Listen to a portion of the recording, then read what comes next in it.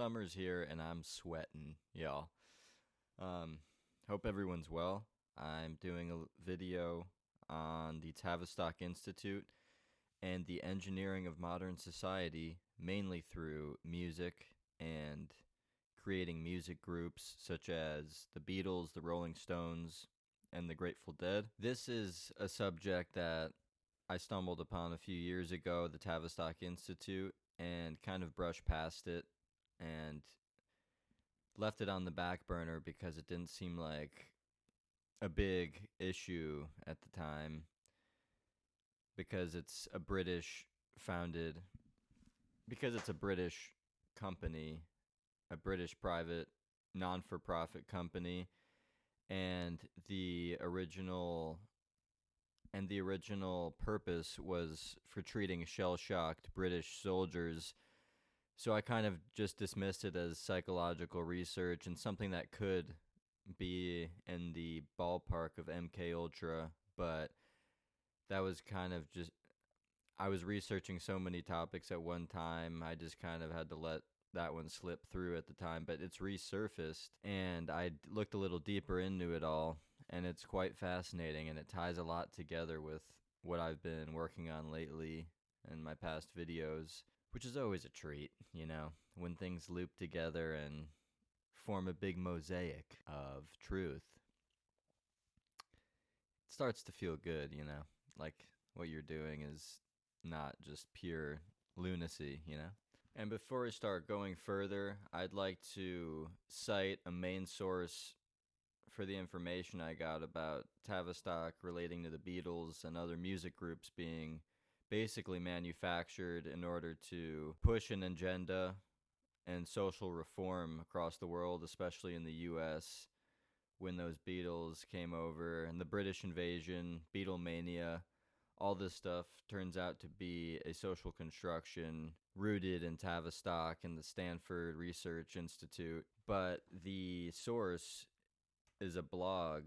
It's called tabooblog.com. I'll post a link in the description. But this is a blog that has so many different subjects and all this different information on it from a bunch of different people, and it's very fascinating. It hits a lot of theories that I've run across, many people have run across, and it ties it back to Jesuit control, Jesuit leaders, the popes, Catholicism, and kind of the people behind the curtain that you never see or never hear of that actually pull the strings of the people we do see. And it starts to unfold kind of this hierarchy of power, and it starts to unravel a lot of it goes down the line and trickles down into everything else, like media, education, why we learn what we learn, and who decides these things.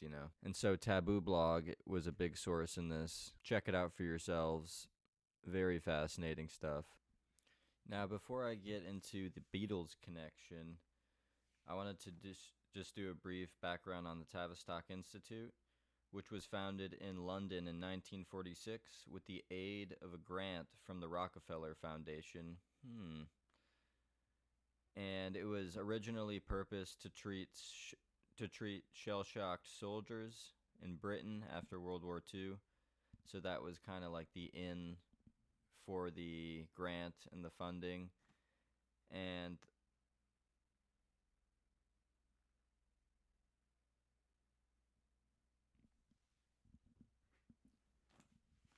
there are three elements of impunity. So there are three main things that make Tavistock Institute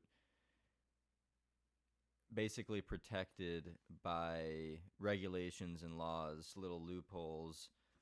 The first being independence of being self-financing with no subsidies to the government. There's a wide range of disciplines that the Institute covers, such as economics, sociology, psychology, political science, organizational behavior, and many more. And that just shows you how they can touch on these different subjects and do different experiments and do some things that could be unethical but it's for the sake of science, so they have impunity and they don't have any taxes, anything they need to pay to the government, which saves them a lot of money. The second element is Tavistock's pioneer work in behavioral science along Freudian lines of controlling humans established it as the world center of foundation ideology. So they operate along Freudian psychology, which is everyone's heard of Freud. And so they go off of the primal subconscious, do it, like sexual responses and MK Ultra programming using sexual trauma and compartmentalization of the mind for different purposes. Not saying that Freud did that, but that was along the same modes of thought as, just basic motor responses. The third element is that Tavistock operates a $6 billion a year network of foundations in the U.S., all funded by U.S. taxpayer money. So we're actually funding this British organization, which is interesting because it's a British organization. Why does it have anything to do with the U.S.? But we begin to find out that other countries have a big hand in the formation of the United States and still have a big hand in it today, and also set these trends in society through their different tentacles of media, fashion, anything that trickles down into consumer territory, and we're the consumers down at the bottom, the workers and the consumers.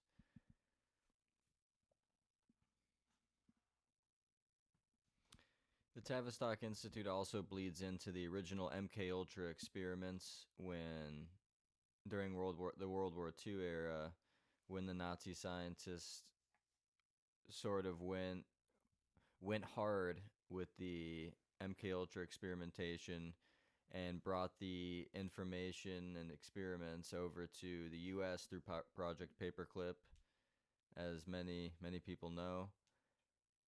And Tavistock Institute was a British arm of this MK Ultra experimentation, and there were a not-for-profit think tank and consulting organization. So they worked with many other companies, and they all shared data and experiments and employees and whatnot with full impunity, essentially. A book that was recommended on this subject, and it's pretty popular, is Tavistock Institute, Social Engineering the Masses by Daniel Estulin. And I've looked at both sides of the spectrum on this. There's some research saying that all of his stuff is very scattered and not well documented, because there would be pages of quotations of other people, and Estulin wouldn't give his own take on why he quoted them. It would just go from one quote to the other with like a paragraph interpreting the quote itself. And I'm not sure if this research was supposed to discredit him based on actual research, or if they just don't want to accept the truth of the matter and are trying to debunk it. Who knows? But I just wanted to mention that this book is a frequently referenced source when it comes to the subject of Tavistock Institute, and he goes through the time to lay it out for us a little more. Now I'm gonna shimmy on over to the Beatles and their relation to the Tavistock Institute.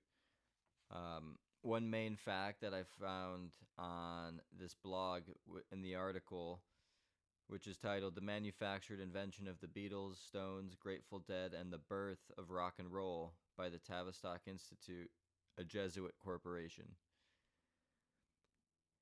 One of the first things in this article is that Theo Adorno, who is a German philosopher, sociologist, musicologist, and composer, he was also a social scientist who belonged to the Frankfurt group, which I'll get into in a little bit.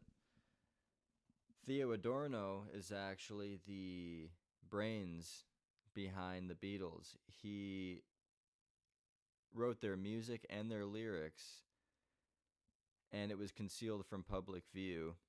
And this was brought to the public by John Coleman, who is a former M16 agent. And here's a little clip of John Coleman in an interview. The quality is kind of poopy, but it's tolerable. And one of the things you talked to me about the other day was the Beatles. Well, the Beatles were the creation of the Tavistock Institute. And you have to go back to the college days on the writings of Aristotle. And I made a note this morning before I came on this program of what he said about music and its influence on politics. He said, emotions of any kind are produced by melody and rhythm. Therefore, by music, a man becomes accustomed to feeling the right emotions. Music has the power to form character, and the various kinds of music based on the various modes may be distinguished by their effect on character. One example, working in the direction of melancholy, another in the direction of femininity, one encouragement, abandonment, another self-control, another enthusiasm, and so on through the series. And what I discovered was that the actual Tavistock Institute took this theme, and they said, we are going to put this into practice. And well before Theo Adorno, who was the creator of the Beatles, arrived in England, he was already well known to Tavistock. And he was offered a facility at Scotland at Gordonstoun School, where the royalty were educated. And as soon as he landed he had to flee Germany because he's tinkering with the minds of children through music. And he was known as the Karl Marx of music, and his theoretical music of composing music was adapted from another musical radical, a guy called Alban Berg, who had challenged the tonality of contemporary traditional music sounds. And Adorno claimed he was on a higher awareness where every music work he composed, he said, was likely to be difficult to understand and shock people. And he called his sound, I think he said, was corrosive and unacceptable. And he adapted it from a strange music that was produced by a cult called the Cult of Dionysus. And they had devised a 12-8-tonal system, which was a new form of sound. And he said this sound was corrosive unacceptability to what he called the commercially defined sensibilities of the middle class. And his own words, he said that his music was stylist, I think he said old-fashioned. And he said, this is what I'm going to try and do. And then he started writing all these songs these things in the 12-8-tonal system. How he got hold of the Beatles, I'm not too sure about that. But I did go over to Germany, and I found out where these people had been operating. And to understand the Beatle music, one has to understand why Adorno championed new music, as he called it. And it really sprang from his belief that what he called the bourgeoisie did not want music that makes demands on the senses. They wanted easy things to listen to, nothing that would bother them or make them think. And of course, the Tavistock New Science scientists said that's exactly what they needed. They needed this new music that they could kick around like a football and then pass on to mass audiences, which would involve themselves in this new musical experience, a sort of fundamental revolution that would affect millions of the masses who are generally known to have only a very shallow experience in music. And thus was born a whole set of uncomfortable music, as he called it, Adorno's term. It's interesting what he says. Theo Adorno is a central figure in the Institute of Social Research. The Rolling Stones were mastered by an Order of Malta member, Prince Rupert Lowenstein, who sponsored 1968 track Sympathy for the Devil. Lowenstein was also a member of the Sacred Military Order of St. George, which is higher than the Knights of Malta. And the Knights of Malta, the Order of Malta, is a military arm of the Vatican, which is in cahoots with the Jesuits. An interesting aside, on the same blog, I found a list of Knights of Malta around the world, and I wish they would have added some of the actors because it's pretty relevant to modern society, such as Martin Sheen, who coincidentally is the father of Charlie Sheen and Emilio Estevez, who are all in Hollywood. We all know Charlie Sheen. Martin Sheen was in The Departed, and he played the police chief. And if we all remember The Departed, pay homage to the duly departed, we know that Martin was the director of Leo DiCaprio. Okay, I lost the Boston, but yeah, he was the police chief, and it was based in Boston, Massachusetts, one of the founding colonies. They're all corrupt. Jack Nicholson, all of them, they all know they're all involved in crime, but he remains free. It's just interesting how it's a very Roman Catholic movie, and it turns out Martin Sheen, a Knight of Malta, is a high up position in that movie. He's not really a good actor, let's face it. I'm not a big Martin Sheen fan. But that boy's a Knight of Malta, and you can tell the cycle of Roman Catholic Jesuit abuse and how that trickled down into Charlie Sheen especially, and how he repeats it with his children, and how he's become a total nutcase. And it kind of gives perspective as to why. And if we recall, Charlie Sheen was one of the name drops in the Corey Feldman, Corey Haim case, who molested, basically, Corey Haim, and that's in the public domain now. Leading into the Grateful Dead, we see the LSD culture, the hippie counterculture movement, assisted by CIA agent Timothy Leary, who I mentioned in my Laurel Canyon series. And the Laurel Canyon aspect of it all tied in heavily with all this, which intrigued me a lot because that was the last big thing I did. And just randomly, this subject bleeds into the Laurel Canyon scene in the introduction of LSD and the counter hippie movement, which was, like the controlled opposition to the opposition. And it goes deep. Back to Theo Adorno and the Beatles. Theo Adorno is part of the Frankfurt School of Social Theory, became the director in 1958. He was part of the Radio Research Project in 1937, funded by none other than the Rockefeller Foundation, to see why people listen to radio and the effect of mass media on the public. How it was set up is that the Beatles were the good guys and the Rolling Stones were the bad guys. The Beatles were the pro-love boys. The Rolling Stones were the paint it black, sympathy for the devil, anti-establishment. They have the tongue logo sticking out of the mouth, which is, like the tongue, the mocking tongue, the all-mocking tongue. The Rolling Stones were good at repeating riffs that prepare the mind for subconscious messages and suggestions, which is another point this article hit. Brian Jones was basically the creative arm behind the Stones. He made the riffs that were revolutionary. A parallel to the Doors with Ray Manzarek was they make these hypnotic melodic loops, repeating riffs that basically frame the mind in a receptive state.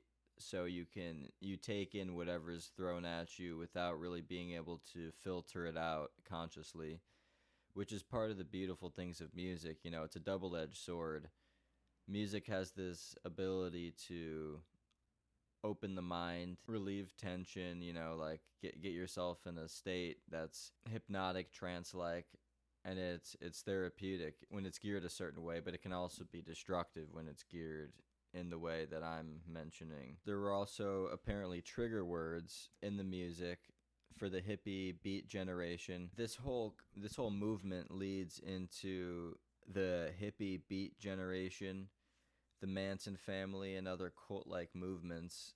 Why this was such a craze, why this caught on. Manson is argued to be a CIA asset, CIA operative. He was an orphan, dealt with a lot of abuse. He went from facility to facility. You can train these people to be loyal, if you show them love. the Nazis did this with Joseph Mengele. They experimented with these different mind control techniques. And it seems pretty evident at this point in my research in Manson that he had someone backing him, someone behind him. He didn't just do this all on his own. Another interesting tidbit I stumbled upon was the background of the LSD in the Western culture and in general. LSD, lysergic acid, originally provided by Swiss pharmaceutical company Sandoz, following discovery by one of its chemists, Albert Hofmann, how to make synthetic ergotamine, a powerful mind-altering drug, and the Committee of 300 financed the operation through one of their banks, SC Warburg, and the Warburgs are known for funding wars and military funding. The drug was brought to America by Aldous Huxley, which was something that hit me hard. Aldous Huxley is one of my favorite authors. Brave New World and The Island are two of my favorite books. His brother was a famous eugenicist, and eugenics, which, is like selective breeding of humans, creating desirable traits, all that jazz, was a big theme in A Brave New World, and just the style of Huxley's writing. In A Brave New World, the babies were grown in test tubes according to, what they needed in society. There were a class of test tube babies that were deprived of oxygen to make them less intelligent, so they would be in the worker class.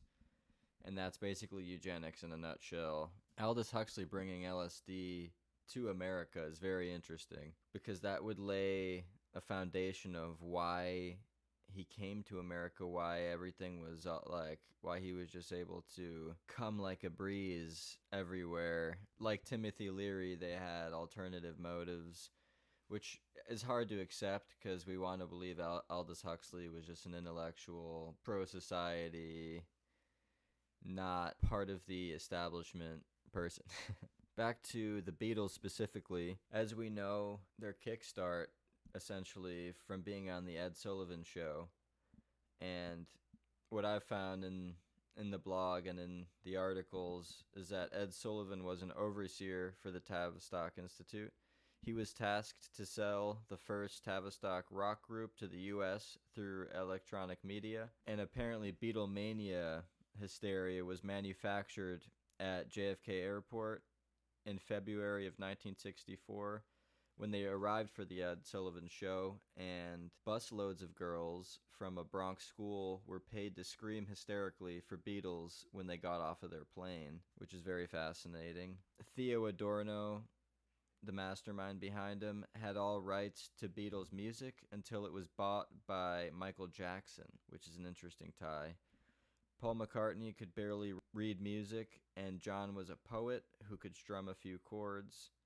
Ringo was a hack drummer, and George Harrison was the only true talent, and they wouldn't use his songs a lot of the time. The purpose, apparently, for the whole Beatles movement was to spread the New Age culture, and the Beatles apparently broke up because Adorno died after writing songs and music for Abbey Road. Another purpose for the Beatle era, the British invasion, was a looser rein on moral boundaries and to open kids of middle-class families to drugs. The Frankfurt School, which Theo Adorno was a part of, expanded on the thesis that mass media could be used to induce regressive mental states, atomizing individuals and producing increased liability. So films like Rebel Without a Cause and Blackboard Jungle were meant to create that helpless young male who is a victim of his own society, and doesn't have the gumption to get out of it. And he ends up dying in Rebel Without a Cause, if we recall.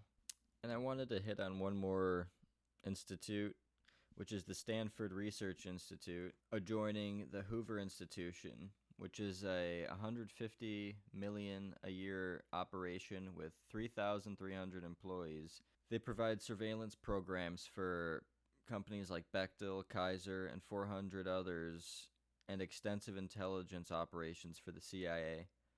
It's the largest institution in the West Coast promoting mind control and behavioral sciences. In 1994, the Tavistock Institute signed a major contract with NASA to evaluate effects of its space program. The Stanford Research Institute is basically the American arm of the Tavistock Institute, which is why it's relevant. And we see all these Stanford, Harvard, Yale, all of these are British founded organizations. The Stanford Research Institute is plugged into at least 200 smaller think tanks doing research into every facet of life in America. They're also linked with the CIA, U.S. Army, Office of Naval Intelligence, RAND Corporation, MIT, Harvard, and UCLA. So this is a whole network within the U.S. and throughout the world. You know, they have data on everything, especially in this technocratic state we live in. Everything's recorded. There's no privacy essentially anymore, even if we think there is. Another organization, the EMI, which is Electrical and Mechanical Instruments, led by Sir Joseph Lockwood. It's now called Thorn EMI.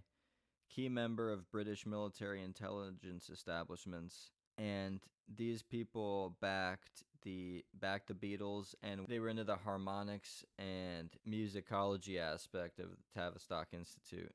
And before I finish up here, I wanted to touch on the fact on how Laurel Canyon does tie into all this. And Dave McGowan, who wrote Weird Scenes Inside the Canyon, which I did a video series about, and it's an amazing book that exposes the rock culture in the 70s and 60s during the hippie movements, and how a lot of that was orchestrated, and how a lot of these key figures were military family, military sons and daughters. And I'll post a link to this video. I'm not going to describe that whole video because it's huge. But Dave McGowan apparently was suicided for unveiling the truth about the Lincoln assassination and the NASA hoax, which I didn't really look into where David was now. But this article specifically mentions what happens to him, which was interesting to me. Well, thank you for watching. It's always a pleasure. And I'll post a few sources. And please, if you're interested, look into this stuff. It's very interesting. It kind of has a continuous thread through the past into now, and how society becomes shaped by these musical movements, by these counterculture movements. And we have to take a deeper look who are behind these movements and what are their true intentions. Goodbye.